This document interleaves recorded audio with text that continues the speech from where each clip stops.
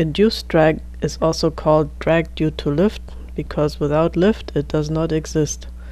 So far we only looked at airflow straight from the front at 0 degrees angle of attack, but airplanes fly at different angles of attack. It varies with airspeed and loading. Any airplane has wings which create lift, which means there is low pressure on the wing upper surface and higher pressure on the wing lower surface. The difference in pressure has to equalize at the ends, and it does so in the form of vortices. Vortices consume a lot of energy, so the higher the angle of attack is and the larger the pressure difference is, the larger are the vortices and the higher is the induced drag.